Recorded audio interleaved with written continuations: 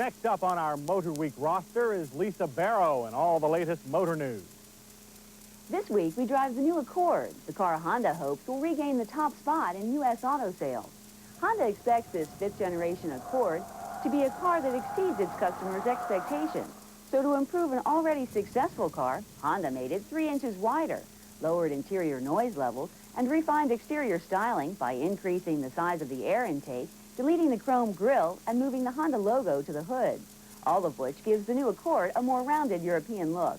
A slight wedge or power bulge runs the entire length of the body, and at the rear, these new large tail lamps remind us of a Mercedes-Benz. Accords continue with all-aluminum 4-cylinder power plants to save weight.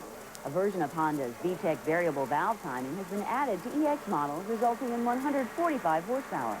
Dual airbags are standard in all 94 Hondas, while the new Accord was designed to minimize injuries in front and rear collisions and meet the federal government's 1997 side impact standard. Accord sedans are now on sale. A coupe will follow in mid-November with a station wagon due in February. And that's it for this week's Motor News.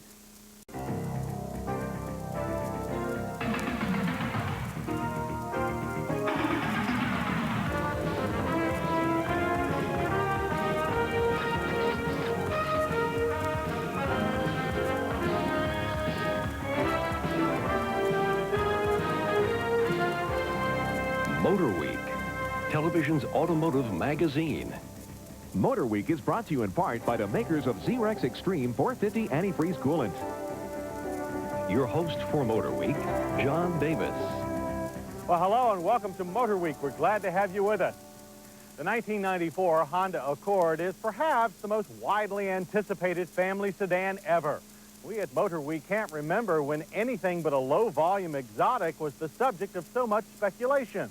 That's because with each successive generation, the Accord has become more and more the benchmark for family transportation. Will this 94 Accord continue the tradition?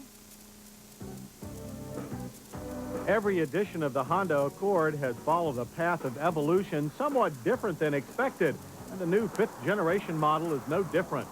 The exterior size of the Accord is little changed from last year. Actually, it's a bit more than an inch shorter, but almost 3 inches wider, with a more rounded look overall. A full-length power bulge flows fast through the hood and into the gently rounded front end with its louvered grille. The rear deck ends in a slightly upturned spoiler trunk lid. Stacked and angled tail lamps, more evocative of Mercedes than Honda, are as concise as the new Accord's overall shape.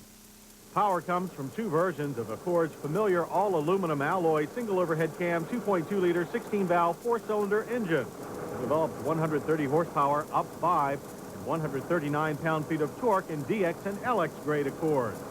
But there's more entertainment in the engine bay of the top-of-the-line EX Accord, whose cylinder head contains a version of Honda's VTEC variable valve timing system. It increases EX engine fuel efficiency 8.5% and boosts horsepower another 5 to 145 and torque to 147 pound-feet. Together, they moved our 3,009-pound manual EX from 0 to 60 in a brief 8.9 seconds. A quarter mile went by in 16.8 seconds, ending at 84 miles per hour. Honda modified the Accord's 4-wheel double wishbone suspension to improve its handling and ride comfort. New torque-sensing steering and the EX's rear stabilizer bar helped make easy work of our slalom course. While the Accord is not a sports sedan, handling abilities of the EX come close. The soft springs still allow a fair amount of body roll. Braking distance was a short 118 feet on average, and our hard stops from 60. Our EX's standard anti-lock system did its job perfectly. ABS is now an option on DX and LX Accords. The standard transmission on all Accords is a short-throw 5-speed manual. Those choosing an automatic will gain something called grade logic control. Like the Saturn's fuzzy logic, it senses hills and eliminates the annoying hunting for gears typical for automatic-equipped cars. Inside the new Accord, all of the interior measurements buyers find important, front, head, leg, hip, and shoulder room, are more generous than before. A new 2-tone color scheme visually blends the lower portion of the instrument panel with the seats. The panel itself now has a sportier look, yet all the center stacked controls are easily seen by drivers of all heights, as are these large analog gauges. 2 more things everyone will be glad to see are the drivers and passengers' airbags, standard on all Accords. We expected the new Accord to have supportive seats, but in addition, there's better bolstering to keep you squarely in your seat while cornering. Seat belts are anchored to the seats themselves, providing a wider range of adjustments. EX models also have adjustable lumbar support, and a feature we really like, power height adjustment. Besides their convenient locations, both the CFC-free air conditioning and stereo systems have large, efficient control. The rear seat also provides increased room and comfort over previous Accords. The solid seat back unlocks and folds for access to 13 cubic feet of long, flat cargo space in the trunk.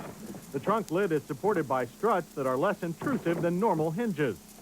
Honda's primary goal in pricing the new Accord was to deliver a lot of car for the dollar. They did by setting the base 94 Accord DX at $14,330, unchanged from 93. Honda claims overall 94 prices increased only 1.3%. The Accord EX starts at $19,750. Our test car's $87 floor mats brought the sticker to $19,837. The Accord's prices also deliver a lot of safety, starting with dual airbags and standard ABS on EX cars. All Accords have 5-mile-per-hour bumpers and meet the federal government's 1997 side impact standards. Accord reviews from other auto media also strike a positive chord. Auto Week found the 94 Accord improved in almost every aspect, while Automobile Magazine summed up the sentiment by saying, "Make no mistake, this new Accord is a really good car." While it would be easy to dismiss the new Accord as just an evolutionary model, it seems to have benefited from something of a renaissance in ability. The 1994 Honda Accord is a family car ahead of its time. Once again shows the path others will follow. And we'll have more Motor Week after this.